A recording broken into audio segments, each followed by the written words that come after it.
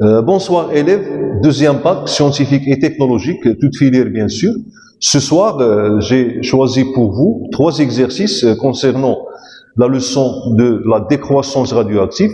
Ces 3 exercices sont conçus pour un soutien scolaire bien sûr, et aussi pour bien assimiler la leçon bien sûr décroissance radioactive, et aussi pour renforcer vos connaissances et acquérir certaines astuces. Bon, je vais vous exposer le sujet du premier exercice. Faites pause à la vidéo, lisez attentivement le sujet et les questions, effectuez l'exercice et puis revenir à la vidéo pour voir la solution. Et bonne chance. Alors voilà l'expression de la loi de décroissance radioactive concernant la masse.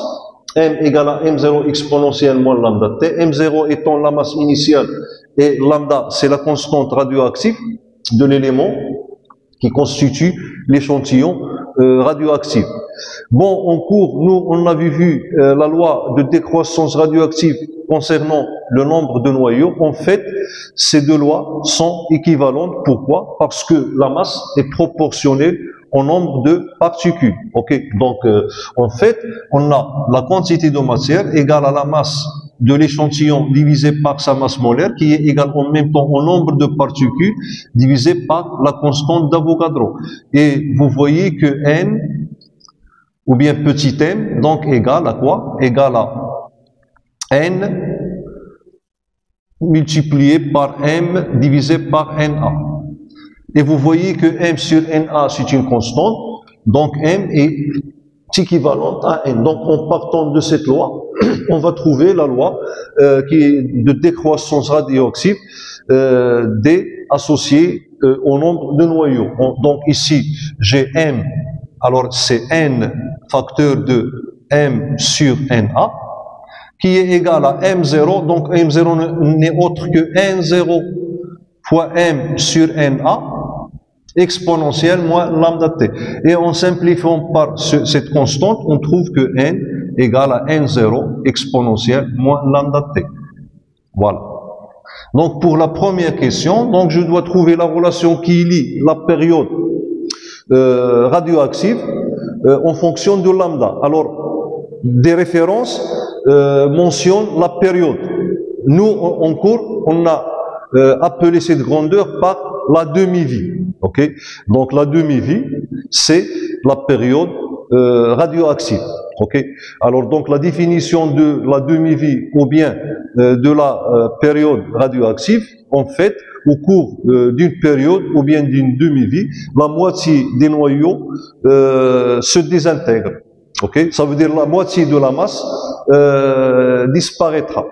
En fait, donc on a m à t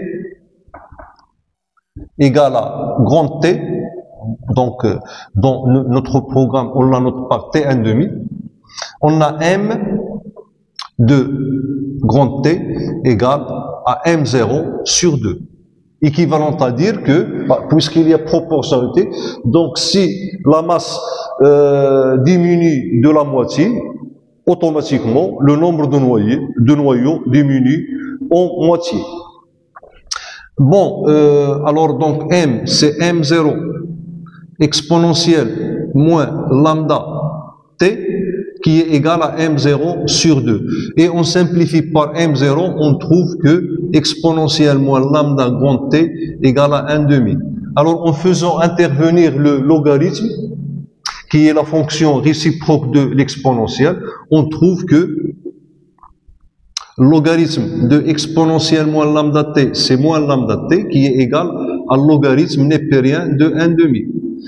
Et logarithme népérien de 1,5, donc c'est logarithme népérien de 1 moins logarithme népérien de 2. Alors logarithme népérien de 1 égale à 0.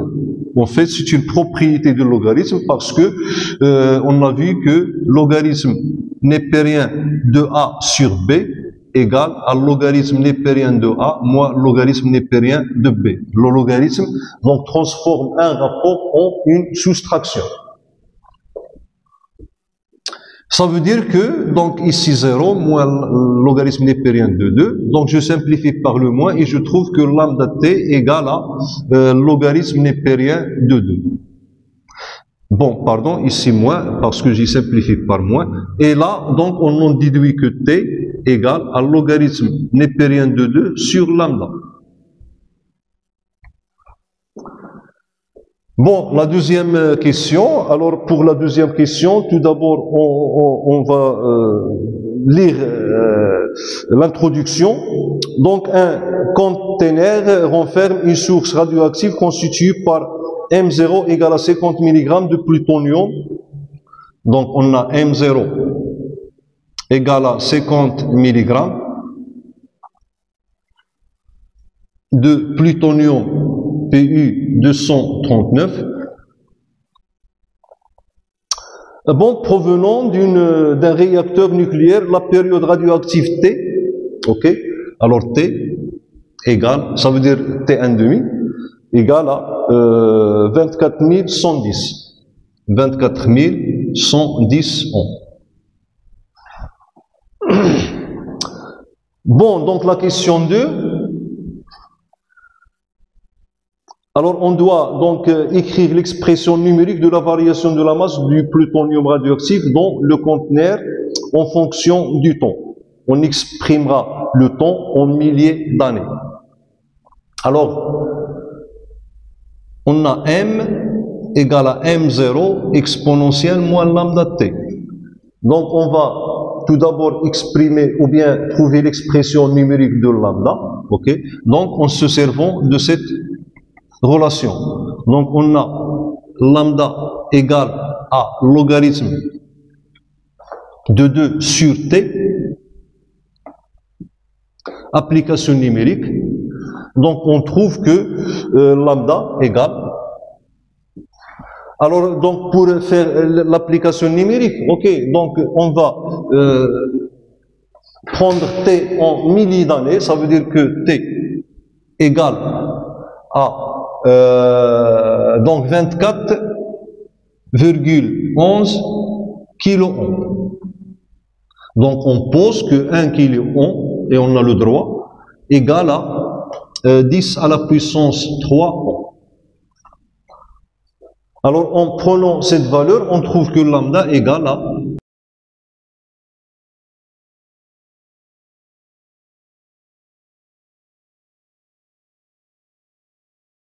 et du coup, donc on a M égale à M0, alors c'est 50 mg, 50 mg, donc exponentielle, moins lambda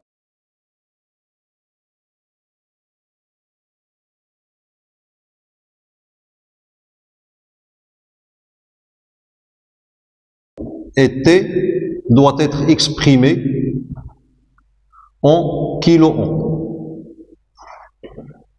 Alors la question suivante, tracez dans un graphe la variation de MT sur 100 000 ans en se servant de la période T. Donc la question 3, donc je dois tracer les variations de M de T. Donc là, je vais prendre mon repère. Là, ici, j'ai la masse M, donc bien sûr en milligrammes. Et là, donc, j'ai T en kiloohms. Donc, je gradue l'axe des abscisses en période.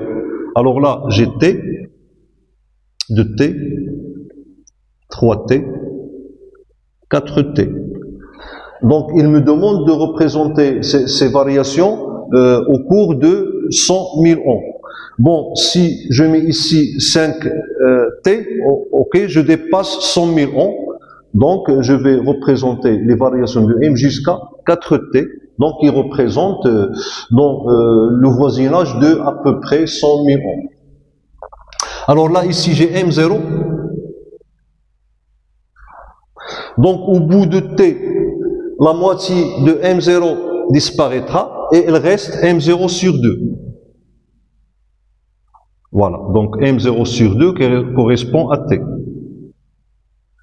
Et au bout de t, donc M0 va être divisé en 4, ça veut dire que entre t et 2t, M0 sur 2 se divise en M0 se divise sur 2 et ça devient M0 sur 4. Donc voilà M0 sur 4. Ok, donc l'instant correspondant c'est 2t. Bon, au bout de 3t, ok, donc M0 sur 4 va être divisé par 2. Ça veut dire qu'on aura disparition de M0 sur 4 sur 2, ça veut donner M0 sur 8. Là, donc, c'est M0 sur 8. Voilà, ok. Et puis, au bout de 4t, M0 sur 8 va être divisé en 2. Ça veut dire qu'il il y aura disparition de M0 sur 8 sur 8 et il reste M0 sur 8, pardon, sur 2. Je veux dire M0 sur 8 sur 2, ça veut dire M0 sur 16. Voilà, M0 sur 16. Donc, cette masse correspondra à 4T. Et on s'arrête ici, ok. Si je mets 5T, ok, je dépasse 100 000 ohms. Et je représente ma courbe, ok. Donc je vais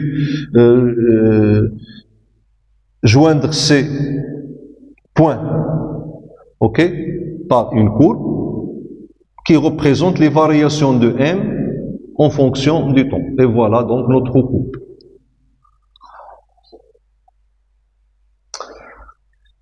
Alors, la question suivante. Combien d'années faut-il attendre pour que la masse du plutonium radioactif ne soit plus que de 1% de la masse initiale? Donc, 5. Alors, soit T1, donc l'instant où la masse M de l'échantillon, ça veut dire M de T1, égale à 1% de M0. Alors sur le graphe, on voit que 1% de la masse, ça veut dire c'est 10 puissance 2, 10 puissance moins 2 M0, se trouve donc au-delà de 100 000 ohms. Parce que ici j'ai M0 sur 16, donc il est supérieur à 1%, ok. Donc lorsque je fais mes calculs, je dois trouver un instant ou bien un intervalle de temps qui est supérieur à 100 000 ohms. Ok, donc ici je vais écrire que M de T c'est M0 exponentielle moins lambda T1 qui sera égal à 10 à la puissance moins 2 M0. Donc je simplifie par M0 et je trouve exponentielle moins lambda T1 qui est égal à 10 à la puissance moins 2. Donc je fais intervenir le logarithme, ok, pour se débarrasser de l'exponentielle. Alors le logarithme de l'exponentielle de moins lambda T1 c'est moins lambda T1 qui est égal à logarithme neupérien de 10 à la puissance moins 2. Et on sait bien que on a logarithme népérien de x à la puissance n, alors égal à n logarithme népérien de x. Donc vous voyez que cette puissance se transforme en un coefficient. Donc j'applique cette règle ici et je trouve donc moins lambda T1 égale à moins 2 logarithme népérien de 10. Donc on simplifie par moins et finalement je trouve T1 égale et on voit que T1 est supérieur à 100 000 ohms. Donc si je trouve T1 inférieur à 100 000 ohms, alors là je serai sûr que j'ai commis une erreur au calcul ou bien dans l'expression. Donc voilà pour le premier exercice. Donc prochainement je vais faire avec vous les deux autres exercices. Merci pour votre attention et à la prochaine séance.